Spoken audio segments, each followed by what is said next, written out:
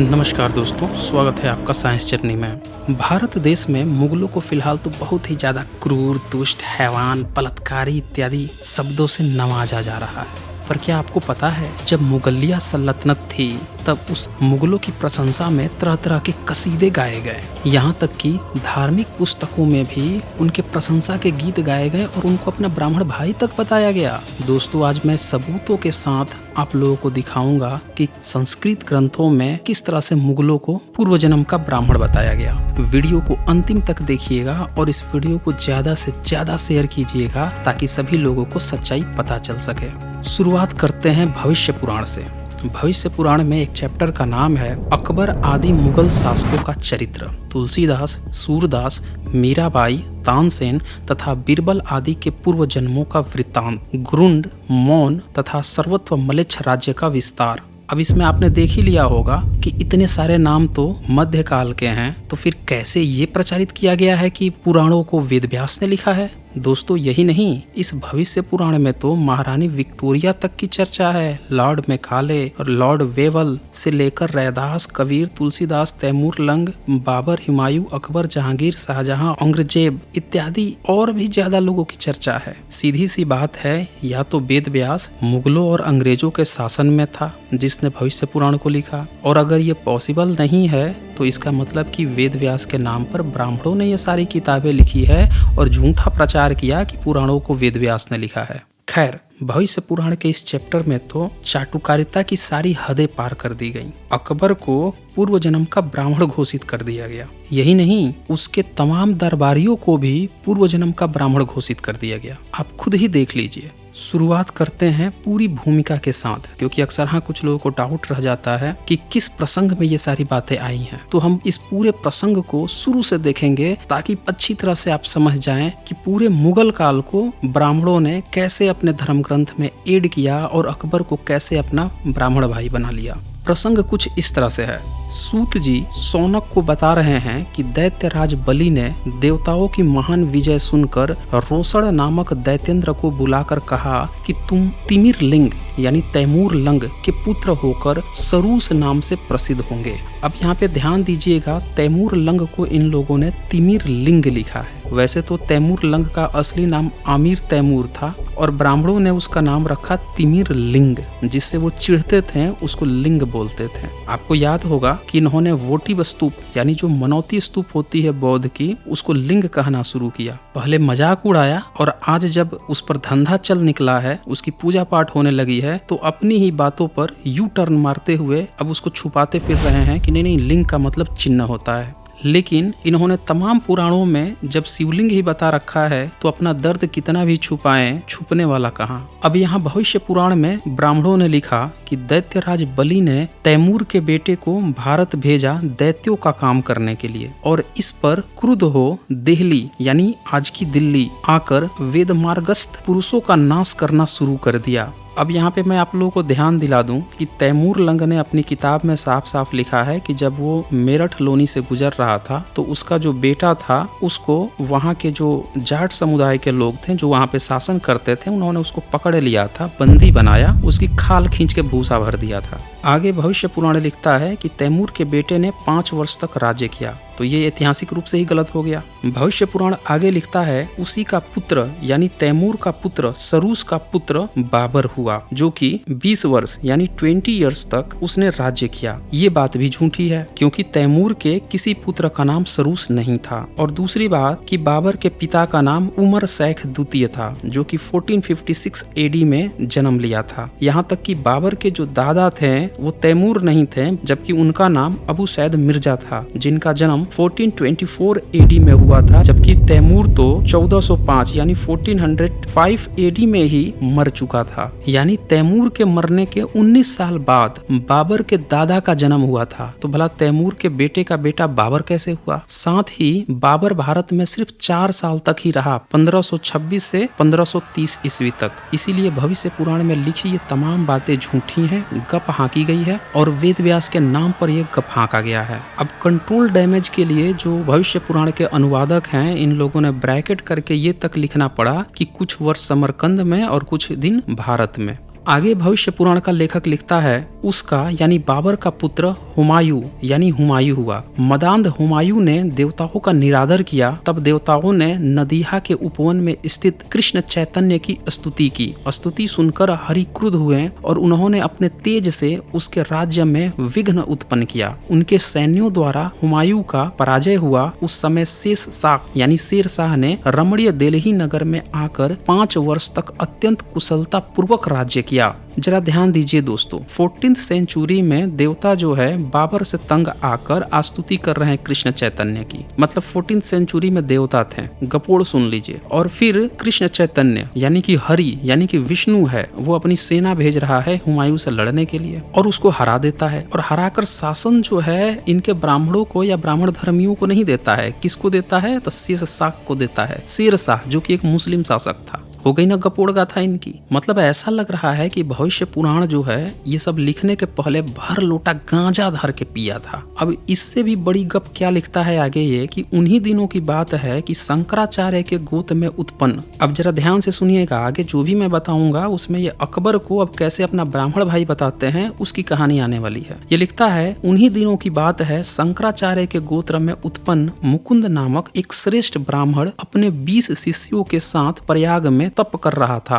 मलेच्छ राज बाबर के द्वारा देवताओं की प्रतिमाओं आदि को नष्ट भ्रष्ट कर दिया गया है। यह जानकर ब्राह्मण मुकुंद ने दुखी होकर अग्नि में अपने प्राणों की आहुति दे दी। ये थी निंजा तकनीक ब्राह्मणों की मलेच्छ यानी मुस्लिमों से बदला लेने की। मतलब वो आक्रमण किया, तंग किया, तो कभी देवता जो जाके विष्णु से कह रहा है, सेना भेज रहा है और हराकर मुस्लिम को शासन दे रहा है। अब ब्राह्मण की निंजा तकनीक क्या है कि सीधे आग में जल के आत्महत्या कर ले रहा है। तो इसी से आप समझ सकते हैं कि आज ये जितने शंकराचार्य की जो औलादें हैं जो ये बता रही हैं, ये प्रचारित करती हैं कि बुद्ध के कारण या बुद्धिस्टों के कारण भारत गुलाम हुआ, ये खुद अपनी किताब में लिख रहे हैं कि इसी शंकराचार्य के गोत्र से जो जन्मा हुआ मुकुंद था ये आत्महत्या कर लेते थे। ये लोग खुद लिख रहे हैं। ये लोग लड़ते उड़ते नहीं थे। आरोप किस पर लगा रहे हैं? बुद्धिस्टों पे। उन बुद्धिस्टों पे जो भारत पे सफलतापूर्वक 1500-2000 तक शासन किए और किसी माई के लाल में दम नहीं था दुनिया में कि कोई आकर भारत पे आक्रमण कर दे। और जो आता भी था वो आके बुद्धिस्ट बन जाता था। आपने देखा होगा शकहूण, कुषाण, पहल्लव सब भारत में आए और आके बुद्धिस्ट बन गए। और यही नहीं, अगर 14th सेंचुरी में ये घटना घट रही थी तो बताइए चाणक्य नीति कहाँ थी? अगर ये लोग बताते हैं कि चाणक्य 2400 साल पुराना है तो इनका ब्राह्मण चाणक्य नीति नहीं पढ़ता था? जिस शंकराचार्य को ये बताते हैं कि पहली बार गीता का भाष्य वही किया, उसी शंकराचार्य के गोत्र में उत्पन्न हुआ ये मुकुंद ब्राह्मण, इसको गीता का उपदेश नहीं पता था, कृष्ण की नीति नहीं पता थी, आत्महत्या कर लिया। ये निंजा तकनीक थी इन लोगों की। इनकी कृष्ण की गीता नीति जो है ये सिर्फ इसलिए थी, शूद्रों पर अत्याचार करो, भाई पटी पटीदारों में लड़ाई झगड़ा करो, उनको नष्ट कर दो, सिर्फ इसीलिए थी। विदेश से कोई आक्रांता है उसके लिए नहीं थी।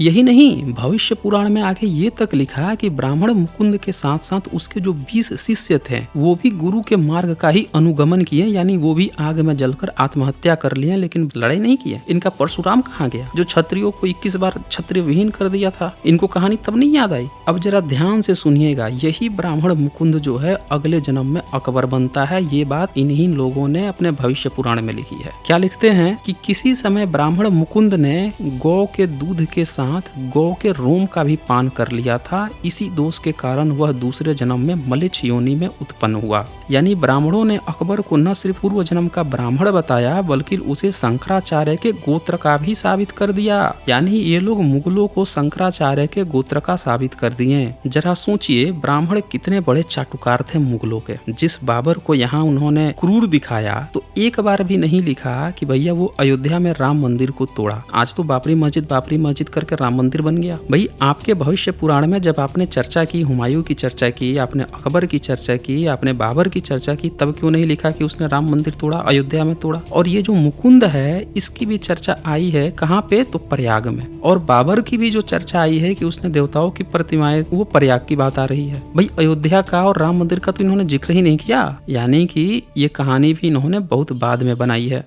आगे जो है भविष्य पुराण क्या लिखता है कि जब हुमायूं कश्मीर निवास कर रहा था तब उसे एक पुत्र उत्पन्न हुआ और उसी समय यह आकाशवाणी हुई कि तुम्हारा पुत्र पुत्र बड़ा प्रतापी और भाग्यशाली होगा। अभी तक आकाशवाणी इनके महाभारत में हुआ करती थी, कंस को हुई थी, भगिना होगा, तुम्हारी बहन का जो लड़का होगा तुम्हारी हत्या कर देगा। अब हुमायूं के लिए भी इन्होंने भविष्यवाणी करा दी और इसको महान बता दिया, और इसीलिए ब्राह्मण लोग उसकी चाटुकारिता करने लगे और उसकी चाटुकारिता में अल्लाह उपनिषद तक लिख दिया, उसको अवतार बना लिया अपना। आगे लिखता है, अतः इसका नाम अकबर होगा और यह मलेच्छ या पिशाचों के मार्ग का अनुसरण नहीं करेगा। सुन लीजिए भाई साहब, कितनी चाटुकारिता चल रही है एक मुस्लिम अकबर के लिए कि वह मलेच्छों का, मुस्लिमों का, पिशाचों का अनुसरण नहीं करेगा। यह श्रीधर, श्रीपति, शंभु, वरेण्य, मधुव्रती, विमल, देववान, सोम, वर्धन, वर्तक, रुचि, मानधाता, मानकारी, केशव, माधव, मधु, देवापी, सोमपा, सुर तथा मदन, ये 20 जिसके शिष्य हैं, वही पूर्व जन्म का मुकुंद ब्राह्मण भाग्यवश तुम्हारे घर में इस रूप में आया है।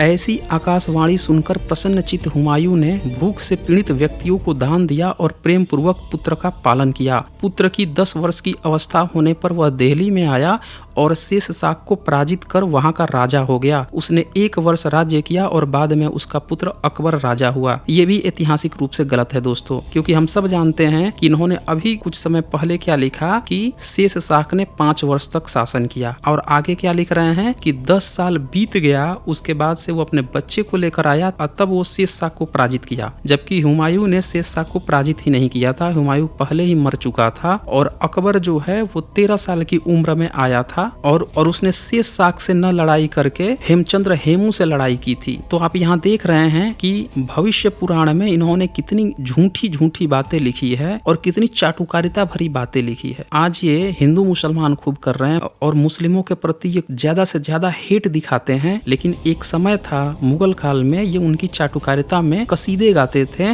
और उसको अपना ब्राह्मण भाई बता रहे थे। यही नहीं, अब चूंकि ये लोग मुगलों के दरबारी थे तो इन्होंने उस चाटुकारिता को भी ये दिखाने की कोशिश की कि ये सारे दरबारी लोग, मुकुंद चूंकि पिछले जन्म में ब्राह्मण था तो ये भी उसके शिष्य थे, इसीलिए फिर से इसके दरबारी बनके और इसके राज्य में आ गए। चाटुकारिता की भी हद होती है दोस्तों। इन्होंने आगे लिखा कि मुकुंद ब्राह्मण के शिष्य केशव अकबर के समय में गानसेन यानी तानसेन नाम से उत्पन्न हुआ। पूर्व जन्म के माधव अकबर के समय में वैजवाक यानी बैजू बाबरा नाम से प्रसिद्ध हुआ। पूर्व जन्म के मधु अकबर के समय में सभी रोगों के ज्ञाता हरिदास गायक नाम से विख्यात हुआ। पूर्व जन्म के देवापी अकबर के समय में बिरबल नाम से प्रसिद्ध हुए। वे पश्चिम के ब्राह्मण थे।